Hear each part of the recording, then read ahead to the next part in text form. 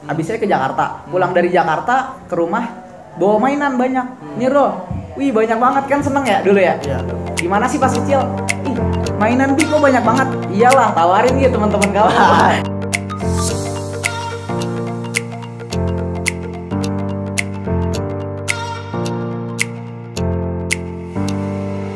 Assalamualaikum Merdeka. Halo permisa, bertemu lagi dengan kami berdua di podcast Toleransi dan Perdamaian. Oke. Apa kabar nih pemirsa? Semoga ya di dalam masa pandemi ini kita selalu diberi kesehatan oleh Tuhan yang paripurna ya. Alhamdulillah. Dan jaga selalu kesehatan dengan makanan yang cukup, istirahat cukup. Apalagi sisi psikologi harus perhatikan juga ya. Kita nggak boleh galau karena sumber penyakit adalah galau. Oke. Galau. Sebelum itu, Bro, ini kita sudah disediakan dengan oleh para tim minuman yang paling berkhasiat, air putih. Namanya masih belum terlalu apa ya? Belum Booming. Iya, kita sudah minum. Dengan minum kita menyumbang kasih untuk pencegahan terhadap penularan COVID-19 ini.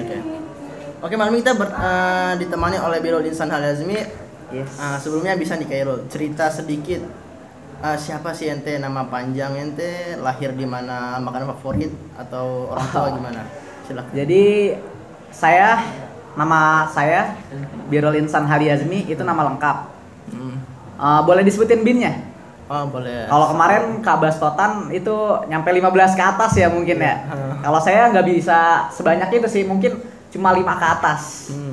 Karena kakek saya waktu ditanya hafalnya 3 ke atas. Tapi alhamdulillah untuk seumuran saat itu sekitar umur 90 tahun ke atas ditanya untuk Masih ingat keturunannya ke atas itu masih ingat. Masih ingat. Birrul Insan Al-Hazmi bin Muhammad Ujang Romli bin Jumat Bani bin Jumanta Mahmur bin Nursan bin Empai. 5. Nggak tahu dah ke atasnya lagi tuh mungkin Harus ada penelitian sejarah tentang mengenai keluarga Birrul. mungkin bisa jadi. Harus dilakukan. Iya. Kemudian Saya lahir di Tangerang. Dibesarkan di Pamulang Permai tepatnya hingga umur 4 tahun.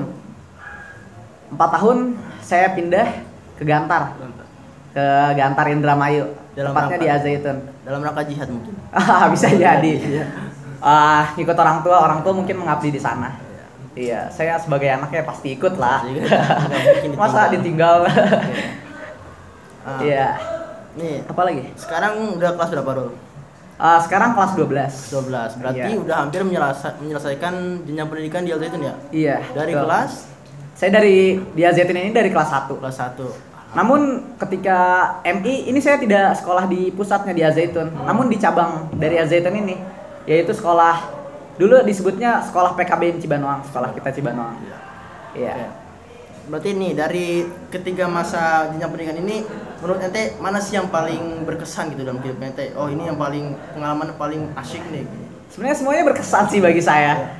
Cuma yang paling dalam ketika saya mengingat masa lalu saya, itu yang paling berkesan dan paling banyak pengalaman, yang paling pelajaran yang paling saya dapati, pelajaran hidup, nilai-nilai kehidupan itu ketika saya di MI.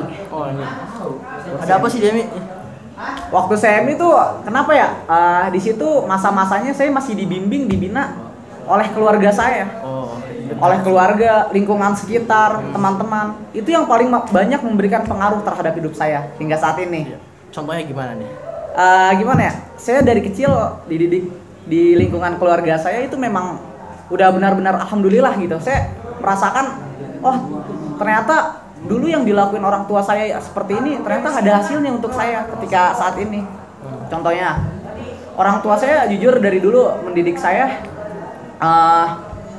kadang keras, kadang dengan cara memberikan motivasi. Dulu saya ingat banget, saya selalu iri. Umi, kenapa sih Birrul selalu dimarahin? Saya nanya seperti itu ke Umi saya. Namun di situ saya juga nggak diem gitu aja. Saya berpikir apa sih yang Umi saya mauin, yang Umi saya inginkan terhadap saya. Iya, jadi perlakuan yang seperti itu loh yang ternyata membuat saya lebih dewasa ke depannya. Ditempa ya? Iya, ditempa. Dulu juga waktu masa-masa MI ini saya dapat pengalaman yang begitu menarik sih. Gimana sih itu?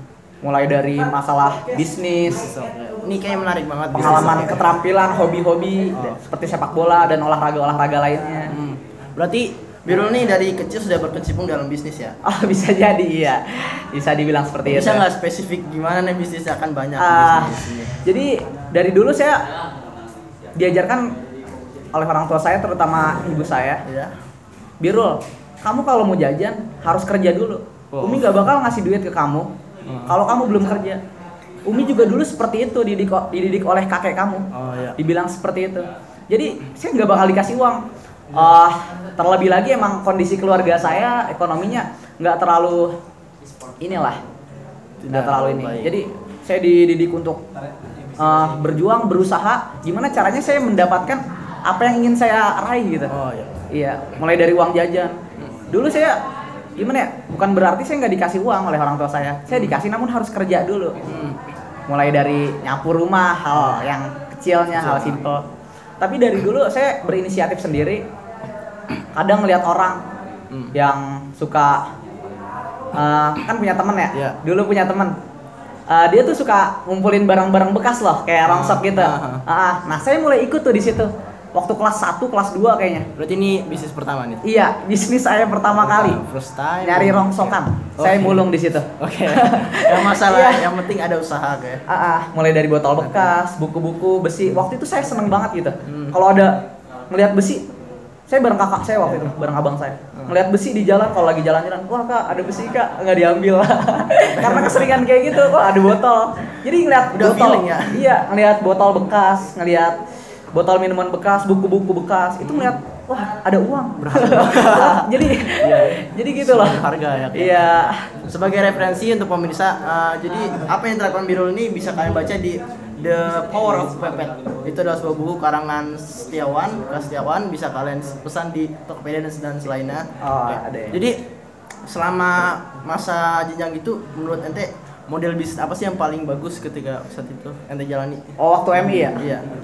Waktu MI sih saya belum kepikiran bisnis apa sih yang bagus, cuma saya selalu disodorkan gitu oleh abis saya. Meskipun waktu itu pokoknya gini, abis saya dari Jakarta, pulang dari Jakarta ke rumah bawa mainan banyak. Nih Bro, wih banyak banget kan, seneng ya dulu ya. Gimana sih pas kecil? Ih mainan Bi kok banyak banget. Iyalah tawarin gitu teman-teman kamu. Jadi dari kecil udah dilatih gitu mental bisnis kita, mental entrepreneurship kita. Boleh mainan asal sambil jualan. Waktu itu dibeliin pin, bros, kayak mainan-mainan gitu lah, terus motor spin go. Iya. Sekali dibeliin langsung banyak. Saya bingung buat apa sih? Oh, ternyata suruh tawarin, dan alhamdulillah teman-teman saya juga tertarik gitu dengan cara marketing saya ya. Kayak ini berbakat sih. Jadi setelah itu masuk MTS Al Zaitun ya? Oh iya. Nah, kan yang seperti kita ketahui di MTS Al Zaitun nggak bisa jualan dan semacamnya. Jadi apa sih kesibukan lain yang dilakukan saat masuk MTS Al Zaitun? Apakah menekuni hobi atau gimana? Oh iya, hobi ya. Bener sih, ketika awal masuk Al Zaitun ini, jujur saya boleh flashback sebentar nggak? Cerita sedikit soal kenapa sih saya bisa masuk ke sini. Waktu itu jujur sebenarnya saya nggak bisa di sekolahin di sini, hampir nggak bisa sekolah di Al Zaitun karena masalah ekonomi. Lagi-lagi itu ya masalah terbesar kita. Di situ saya mohon nggak tahu kenapa ada satu motivasi kuat yang buat saya ingin banget sekolah di Al Zaitun ini. Meskipun orang tua saya udah menganjurkan saya untuk sekolah di luar, di situ abis saya bilang udah Rul, apapun keputusannya nanti terima aja. Cuma umi saya ingin juga saya sekolah di Al Zaitun ini. Iya, saya nyampe nangis waktu itu. Sampai nangis mohon ke umi saya, "Mi, please Mi, Birul mau sekolah di Mahat. Birul bakal banggain umi deh. Birul bakal ngafalin Quran." Pokoknya ngebujuk rayu-rayu kayak gitu. Iya. Berarti ironi banget ya bagi santri yang telah dimasukkan ke sini, cuman dia pengen pulang. Enggak fair buat kita ya. Iya, jadi kadang suka sedih gitu orang yang emang bener-bener mau disekolahin sama orang tuanya, cuma anak itu nggak mau, kadang suka. Mending buat kita kan duitnya. Iya. Oke. Iya. Lalu gimana sih? Kok tiba-tiba bisa kecimpung di dunia organisasi? Bagaimana pengalaman awal? Organisasi ya? Iya. Jadi waktu itu gimana ya?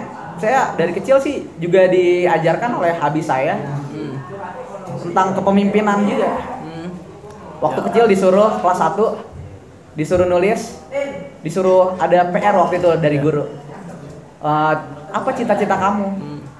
Disuruh jelaskan secara spesifik waktu itu. Di situ saya dibantu oleh habis saya.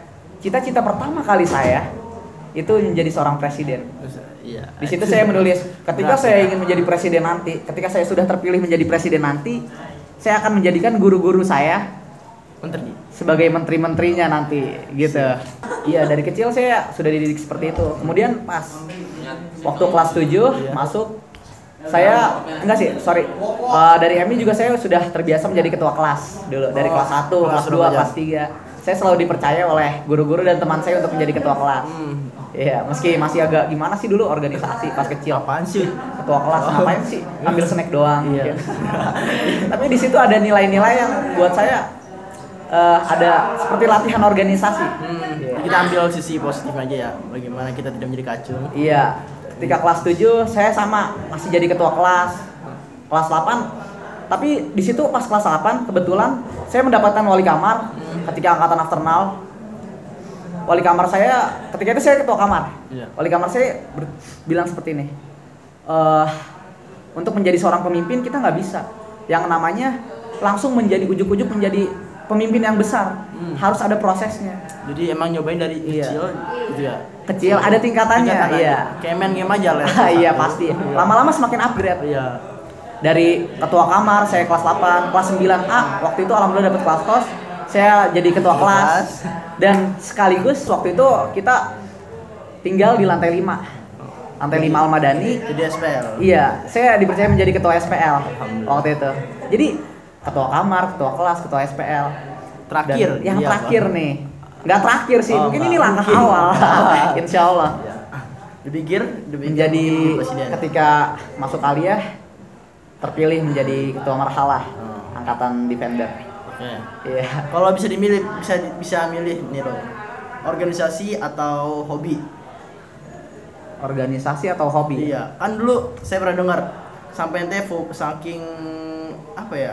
Saking ingin banget gitu. Iya. Namanya jadi Birul Insan alias Messi gitu. Ini kayaknya bola kuat nih. Dulu sempat punya cita-cita mau jadi pemain sepak bola terbaik dunia juga. Cuma setelah kesininya mendapat banyak wawasan, saya lebih, kalau ditanya antara dua itu secara pribadi saya lebih milih organisasi. Karena yang saya lihat dulu sejarahnya itu Rasulullah pun setelah berdagang, setelah mengembala kambing, setelah berdagang membantu pamannya, dia menjadi seorang pemimpin. Iya.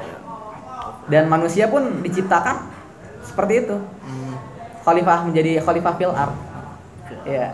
Jadi saya lebih condong ke organisasi sih. Oke, melihat organisasi yang ada di Mata itu nih loh. Menurut ente apa sih yang harus paling dibenahi nih? Saya melihat kinerja ente ketika menjadi MPK Angkatan Defender cukup bagus sih untuk pembenahan finansial. Menurut ente bagaimana untuk berbagai organisasi lain yang di Al-Zaitun ini? Maksudnya gimana nih? Pembenahan gitu, kayak apa sih yang kurang dari? Yang mesti diperbaiki ya? Iya. Mungkin dalam ruang lingkup organisasi itu yang mesti dibenahi dari dulu hingga sekarang, yang selalu gitu salahnya seperti itu dari dulu, kekurangannya maksudnya, kekurangan yang ada yang terjadi selalu seperti itu. Satu hal, komunikasi.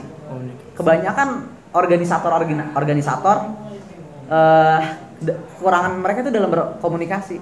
Selalu aja setiap ada mengadakan satu acara selalu ada miskomunikasi. Komunikasi itu suatu hal yang paling penting dalam organisasi menurut saya. Iya. Kemudian gimana sih Bu pandangan nanti tentang kayaknya pendanaan atau masalah finansial di organisasi Al-Zaitun ini?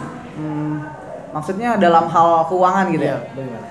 Dalam organisasi ini di Al-Zaitun ini khususnya dalam hal keuangan ini sangat sangat kurang mungkin. Enggak, sangat ketat lah istilahnya.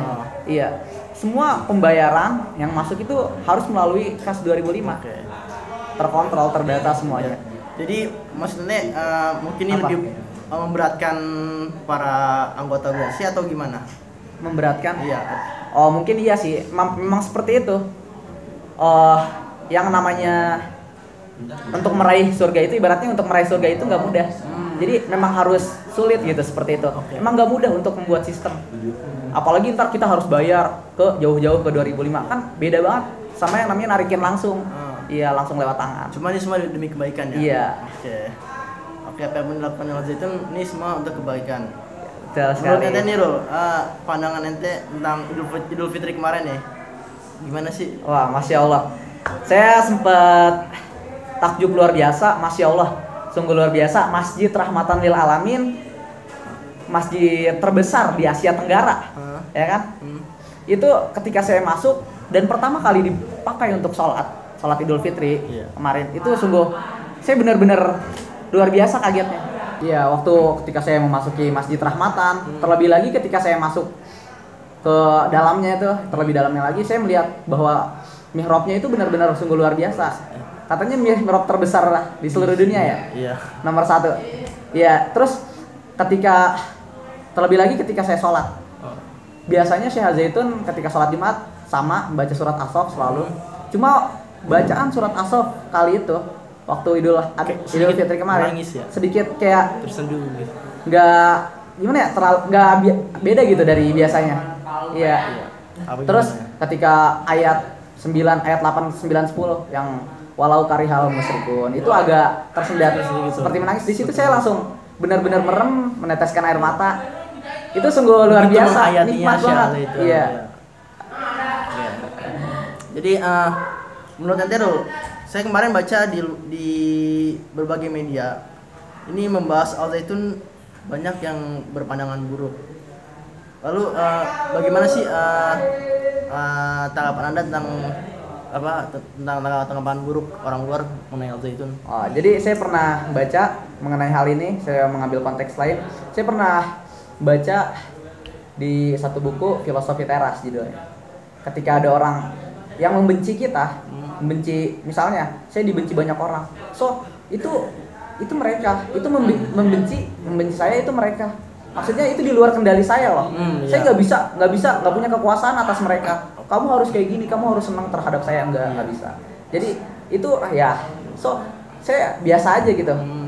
Meskipun apapun perlakuan mereka terhadap saya, intinya respon kita selalu baik, respon kita selalu positif terhadap mereka. Seperti Syekh Al-Zaitun ya. Iya, toh mereka belum tahu gitu, belum tahu apa yang kita lakukan. Jadi ketidakpahaman atau ketidaktahuan orang lain terhadap apa yang kita lakukan, apa yang kita perjuangkan, itu membuat mereka benci. Itu ya nggak usah ditanggapi lah. Intinya kita terus berkarya, terus membangun. Dan intinya berarti kita harus sama-sama meluruskan tujuan kita, membangun, bukan mengomeni. Iya.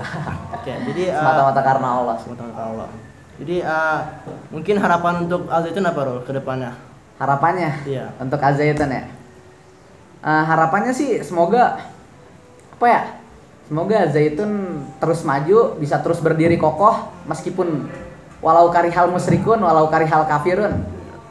Meskipun banyak orang-orang kafir membenci, dalam artian bukan orang-orang kafir non muslim ya. Menurut saya orang non muslim itu non muslim, belum tentu mereka kafir, mereka orang-orang yang beriman juga. Ya intinya semoga Al Zaitun kedepannya terus berdiri kokoh hingga bisa menjadi manfaat bagi seluruh alam. Jadi rahmat bagi seluruh alam. Sesuai visi kita yang tercantum dalam nama Rahmatan Lil Alamin, kita terus bergerak untuk membangun bangsa ini dan dunia khususnya umat manusia. Terima kasih banyak bro atas sambutannya, atas kehadirannya malam ini, menemani malam kita yang sangat ceria. Bersama. Untuk selanjutnya mungkin kalian bisa tanya atau bagaimana cerita-cerita lebih banyak dengan Biro, bisa kontaknya di Instagram dengan @khairulazam_. Jadi sekian untuk podcast kita malam hari ini. Untuk pembahasan lebih mendalam tentang Biro kita bisa di edisi berikutnya. Mungkin kita akan mengulas banyak tentang topik-topik terkini yang sedang marak dibicarakan oleh masyarakat. Terima kasih banyak atas perhatiannya. Assalamualaikum warahmatullahi wabarakatuh.